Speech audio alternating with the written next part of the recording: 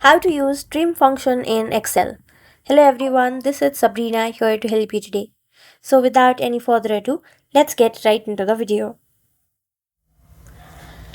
So here you can see in this A3, I have used this text, that is it has more than one spacebar and it is not adjusted well.